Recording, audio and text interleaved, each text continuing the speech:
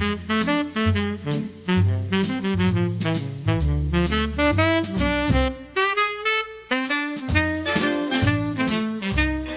like to thank our sponsors for Season 2, Landmark Title and Pixelist Media. Hope you enjoy the show.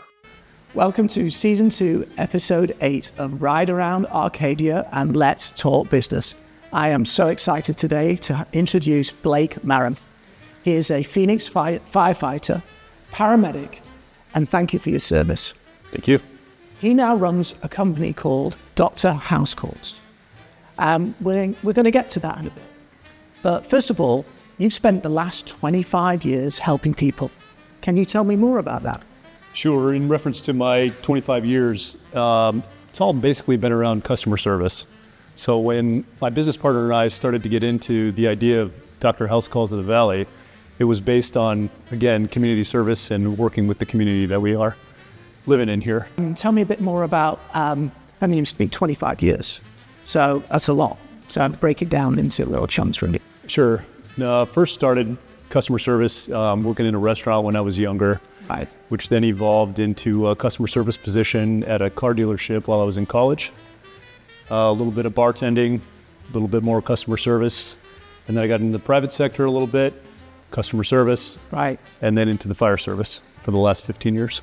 Okay, so you must have seen a lot in the fire service.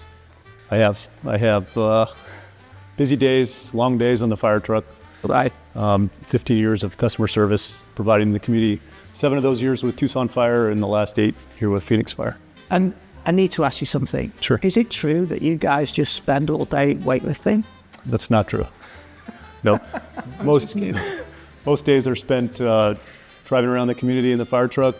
Anything from EMS calls, which is the bulk of about 70-80% of our calls, to gas leak, car accident, house fire, structure fire, commercial fire, anything like that. So you've seen it all. I was only kidding with you about that. But, I know we see that sometimes, in between shifts. It is important that we do try and maintain our physical fitness for the community, of course. But no, I understand. So now tell me about Doctor Housecalls. When did it start and why? So Doctor Housecalls started right around 2010 by a gentleman named Dr. Stephen Lipsky, who practiced emergency medicine here in the Valley and a couple of other places in the country, and even in Jamaica, believe it or not. But my partner brought this idea to me. I had met her in the emergency room, believe it or not, about 8 years ago when I had first moved to Phoenix, working with Phoenix Fire. And the very next day, I saw her in my son's kindergarten class at St. Teresa. Both of our minds exploded, wondering what we were both doing there in the same place. Right, divine intervention. Yes, and then our relationship blossomed as I began to coach her son in some soccer, football, baseball, some sports. And right around COVID time, she was a little bit frustrated at work. A lot of us were a little bit frustrated at work with everything that was going on. Right. And so we both kind of proposed the idea of, well, we should try and figure something out. Dr. Housecalls of the Valley is a result of that. Dr. Lipsky was trying to move on and retire from the business that he had started in 2010. And so we all started talking a little bit about this. She started working for him, I want to say 2021, 2022. We all started talking about acquisition around early 2023, got pretty deep into it later in 2023 and closed very early in 2024. So how has business been, and what are the main reasons for people using it?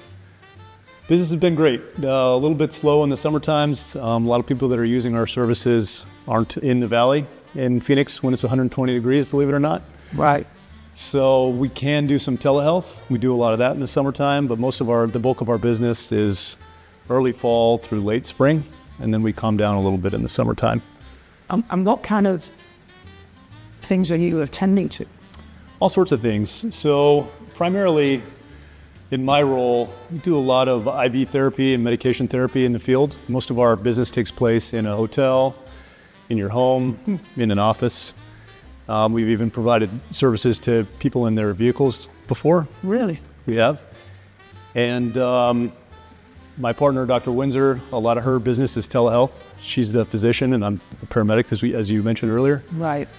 So she'll do a lot of telehealth, and then she'll also do a lot of house calls, and then she'll prescribe medications that I can either administer in the field or they will come through the pharmacy. It's amazing. You know, it's funny, when I was about 5 to 10 maybe, that's quite a long time ago, but I remember that my doctor used to come with his black bags, his stethoscope, and he would come and do a house call. And it was, you know, it was an amazing thing that your doctor would come out and see what was, you know, instead of having to go to the surgery or to the, you know, to the doctor's office.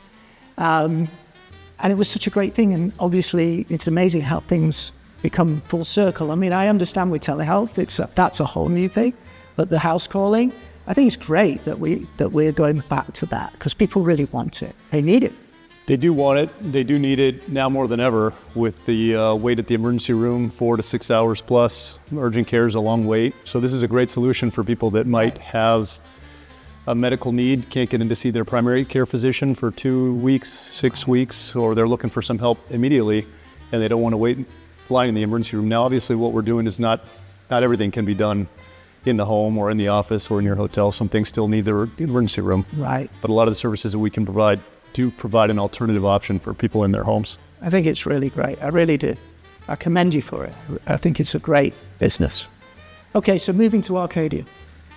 Is there one place in Arcadia that you like to go to relax and recharge? Well, a lot of our meetings with my partner, myself, take place right down the street here at LGO.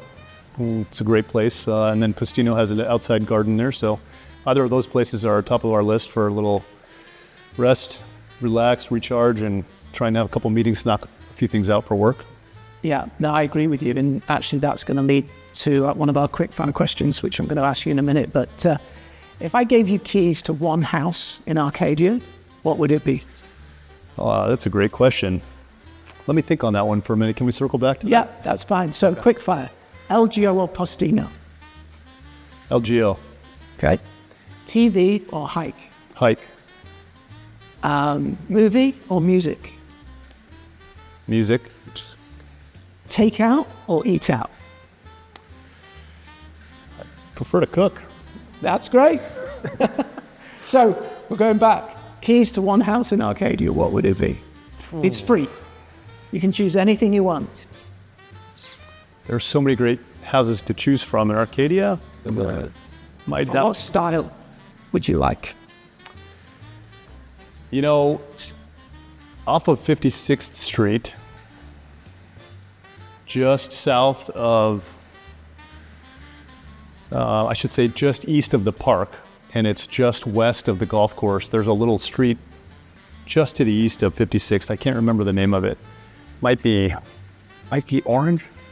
No, that's further to the west. But so around that. Yeah, it's a kind of private hidden street, and there's some amazing houses right in there. Some ultra new ones, but it's right up against the golf course, totally hidden. Feels very private. Feels like you're in a whole nother place. I'd probably pick something right in there. I think we just rode by that later. Anyway, Blake, it was great to have you on the show. It's nice to meet you. Well done. If you want to subscribe to my YouTube channel, please go to Love Arcadia Living, and we'll see you next time as we ride around Arcadia and talking business.